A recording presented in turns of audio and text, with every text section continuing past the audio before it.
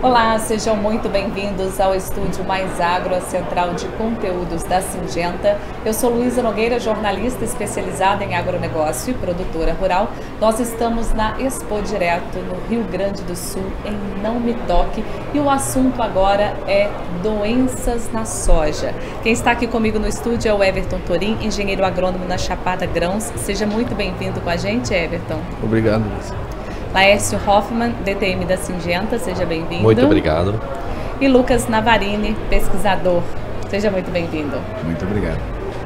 Gente, vamos conversar então sobre esses desafios, né? Acho que antes da gente entrar nesse cenário de doenças, vamos começar com o Everton dando um panorama do que ele está vivenciando nessa safra de soja. Bom, nessa safra, iniciamos com uma dificuldade, que foi a implementação da semeadura. É um período muito chuvoso, no qual acabou atrasando um pouquinho a semeadura. E tivemos a dificuldade de emergência já, inicial. Então isso já foi um grande desafio.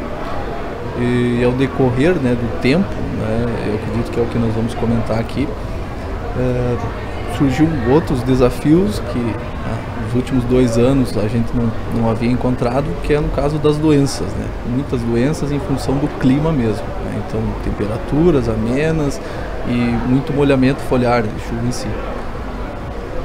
E Laércio, vamos fazer esse contraste com a safra passada? Muito bom. Eu acho que não é só a passada, são a segunda, a terceira passada, são 3 anos que nós aqui do Rio Grande do Sul vivenciamos uma condição extremamente seca, muito pouca doença, digamos assim, foliares, mas sim com problemas, algumas foliares como manchas e podridões radiculares, que até então tivemos um contraste muito grande para essa. Uma situação como o Everton trouxe, uma condição climática extremamente favorável para a doença. Então, de maneira geral, nas 2, 3 safras anteriores, a condição climática acabou não favorecendo essa proliferação, principalmente de doenças foliares. O próprio mofo branco acabou não se manifestando.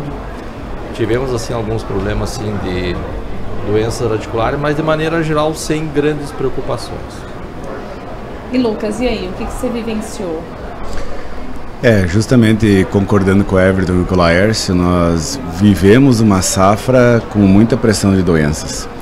E tínhamos um cenário, uma expectativa de uma chegada mais precoce da ferrugem da soja, que é uma doença muito importante para a cultura, eu diria a mais difícil e agressiva de ser manejada hoje. Ela apresenta uma variada e avançada resistência a muitas ferramentas que a gente usa para controlar. E a chuva intensa que o Everton cita, que afetou a semeadura antecipada da soja, o início do estabelecimento por muita chuva, foi um fator que facilitou a intensa multiplicação desse fungo na pré-safra de soja. E aliado a essa dificuldade de estabelecimento, a gente teve um plantio mais tarde com a chegada da doença mais cedo, o que trouxe um sério desafio do programa de manejo para a safra toda. E o Everton, o que vocês fazem para poder evitar quando se tem muita pressão, Onde que o produtor não pode errar, assim? Bom, a princípio, evitar não tem como a gente evitar a chegada da doença, mas porém a gente tem que se prevenir, que seriam as entradas mais cedo, a aplicação zero, que é o que a gente costumeiramente já faz, e o encurtamento dos intervalos, Então, houve umas condições perfeitas, ideais, para o início da chegada da ferrugem, como o Navarini citou. Então, a nossa estratégia foi encurtar os intervalos, utilizando os produtos bons, com eficácia comprovada e principalmente com o uso de protetores, que é muito importante. E vocês chegaram a ter algum impacto nessa safra por conta de doenças? Por enquanto, nossa dificuldade está sendo agora, por ser uma região de mais altitude, com o mofo branco. Então, a esclerotínia para nós é mais preocupante devido à entrada. Com a ferrugem, por exemplo, por nós estarmos numa região que semeia mais tardiamente, então a gente antecipa alguns problemas que se tem aqui, por exemplo, na região de Passo Fundo. Então, de certa forma, acaba acendendo uma luzinha de alerta e a gente já fica mais atento, porque provavelmente o que está aqui mais próximo vai chegar lá um pouquinho mais tardio. Ô Lucas, e quais que são as consequências? As consequências que a gente vê de situações onde o produtor não tem esse alerta, como o Everton citou, esse ano, em conjuntura com o que o Laércio também comenta, das safras passadas, então nós tivemos safras de frustração, com problema econômico, ausência de doenças e, obviamente, o produtor economizando e não usando fungicidas. Entramos numa safra com agressividade da doença, a maior parte da região, como o Everton cita, sofreu mais com seca do que com doença, mas a região mais alta tem esse alerta mais ativo, teve aplicações precoces. Aqui, em muitas lavouras que a gente teve consequências severas de deficiência de controle, veio muito mais relacionado ao atraso no início do controle, aplicações realizadas muito tardiamente no ciclo da cultura, e também tivemos durante o verão alguns períodos mais secos, curtos, em alguns casos até um pouco grandes, 20 dias, 25 dias sem chuvas, dentro da programação dos fungicidas, o que levou a intervalos muito longos. Então são duas coisas que vão contra o que o Everton citou, que justamente são pontos primordiais no controle da ferrugem, que é uma entrada preventiva cedo, com produtos de eficiência comprovada e em intervalos reduzidos. E o produtor desprevenido, né, ou desprecavido, vamos dizer assim, acabou começando muito tarde, estendendo intervalos, e nós chegamos agora, na época da feira aqui da Expo Direto, com muitas lavouras aí severamente acometidas pela ferrugem. E uma lavoura acometida por ferrugem, qual pode ser o tamanho do prejuízo? A ferrugem, historicamente, em lavouras mal manejadas, pode chegar a 50% de prejuízo econômico. Quer dizer, uma lavoura que hoje teria um potencial de produzir aí na faixa de 80 sacos por hectare, pode acabar produzindo menos de 50 sacos por hectare, mesmo sob aplicações de fungicida que não obedeceram essas regras importantes de ser preventivo e ser rigoroso nos intervalos. Isso é uma loucura, né, Laércio? Exato. Porque quando ele fala sobre essa questão de atrasos no início, o produtor ele tem que ter uma gestão eficiente para conseguir entrar na hora certa, né? Exatamente. Os modelos, os pesquisadores, as empresas, a consultoria técnica já vinha alertando sobre isso, né, que o ano era diferente, o mapa do consórcio antiferrugem já indicava a presença mais antecipada da ferrugem. Os nossos plantios, como o Everton comentou, em função das chuvas, né, eles acabaram sendo atrasados. Então, de maneira geral, a gente sempre, na maioria dos casos, entrava com aplicações já curativas. Então, à medida que você entra para o curativo, você já começa a ter certa debilidade nas ferramentas de controle, tá? Aí vai te exigir intervalos mais curtos, reforços, o uso dos multissítios, então várias coisas você precisa empregar para, digamos assim, minimizar esses possíveis danos num cenário, num ano de alta pressão que a gente acaba tendo. Então, é uma pena que vivenciamos o retrovisor, né? Há 3 anos não deu problema, pode ser que não seja tão problemático esse ano e assim, de maneira geral, foi mais agressivo do que até mesmo nós pensávamos. Tá?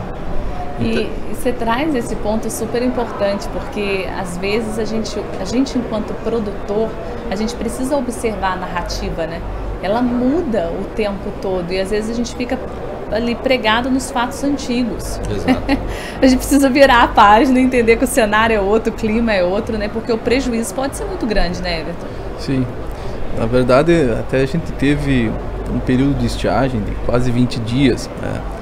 E isso, né, com temperaturas altas, umidades baixas, e mesmo assim a gente não deixou de aplicar.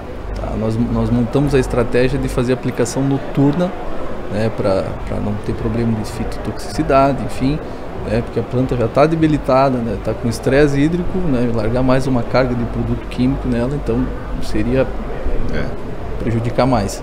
Então a gente adotou essa ferramenta e hoje eu me vejo muito satisfeito com isso, porque nós tomamos a decisão certa.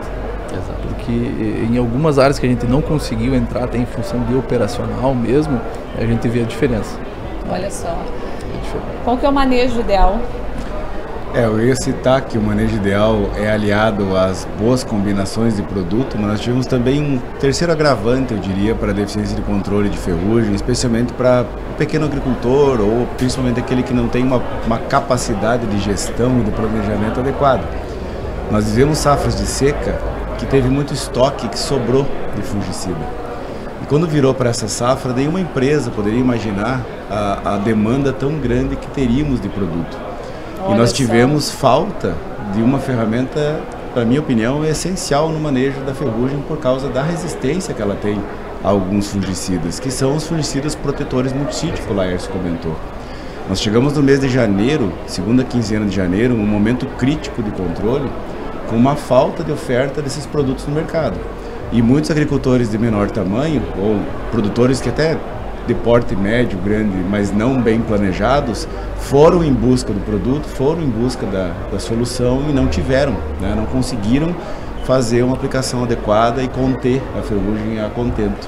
E aí a gente está vendo realmente um cenário que na minha carreira, se o Laércio concorda, eu não vi ainda um cenário tão agressivo e tão difícil de ferrugem aqui para o Rio Grande do Sul. Concordo. Concorda? Comecei a trabalhar com ferrugem em 2002. Inclusive nós tínhamos ensaio no Paraguai, tá? Na época que eu trabalhava em Cascavel, e todo ano acompanhando a evolução das epidemias e concordando com o Lucas, essa sim, para a situação do Rio Grande do Sul, é a maior epidemia de ferrugem da história desde que ela entrou no Brasil. Justamente. Pelo agravante da entrada dela antecipada, dos plantios que aconteceram mais tardiamente, aliado a uma condição climática extremamente favorável.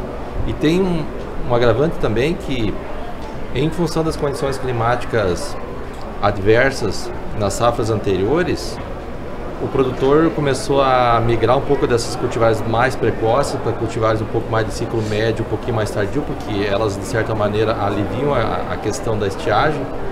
Então nós temos uma lavoura com maior tempo de exposição também. Eu acho que de maneira geral precisavam mais aplicações, né? O que a gente observa também nessa conjuntura de estiagem, muitos agricultores colocaram um pouquinho mais de sementes, né? Em vez de plantar com 14, 16, 17 sementes por metro, variedades de ciclo mais longo. Tivemos um novembro para dezembro quente, com bastante umidade, que a soja cresceu muito, folhas grandes, plantas grandes, que traz muito mais condições para a ferrugem se desenvolver e também condições para atrapalhar a nossa pulverização, né? Então, tecnologia de aplicação também foi um fator que afetou muito o desempenho adequado dos fungicidas para controlar a ferrugem. E aí vocês tocaram num ponto, né? Que além dessa questão do manejo de produtos, a variedade também pode auxiliar no combate aí, da ferrugem? Sim, certamente. Hoje nós temos várias cultivares com tecnologia de resistência parcial, com marcas diferentes conforme o obtentor. Algumas apresentam um efeito de controle muito bom em ferrugem, auxiliam muito nessas situações. Também, como de contrapartida, nós temos outras que são extremamente sensíveis, que são muito mais sensíveis que a média, que trazem mais dificuldade. Então nós tivemos as duas situações. Temos lavouras que a genética ajudou muito e vai ter bons resultados, e situações que o produtor mesmo não conhecia, porque era, por exemplo, um cultivar novo, que nos últimos 2 anos foi lançado no mercado. Nos últimos 2 anos nós não tivemos ferrugem, e aí esse ano ele plantou de novo um material novo e muita pressão de ferrugem, nela muito mais que em outras, trazendo mais dificuldades. E aí uma pergunta para vocês, já que esse ano é um ano que está apresentando essa agressividade, fica esse alerta para a escolha de sementes, por exemplo, para o próximo ano? Eu acho que sim, certamente. Com certeza. Eu na verdade, eu acredito mais que, falando como produtor, que o produtor não escolhe pela sensibilidade de uma doença. Eu acredito que é mais pela caixa produtiva, né? Pela produção, o que o material genético entrega. Então a dica que eu daria seria antecipar o manejo, fazer uma estratégia mais planejada, que eu acredito que a gente consiga, né, professor, conciliar a genética com o manejo adequado, não necessariamente sendo as tolerantes, certa resistência à ferrugem em si, né? E que a gente consiga ter um bom resultado também. É adequar, né? O tempo todo.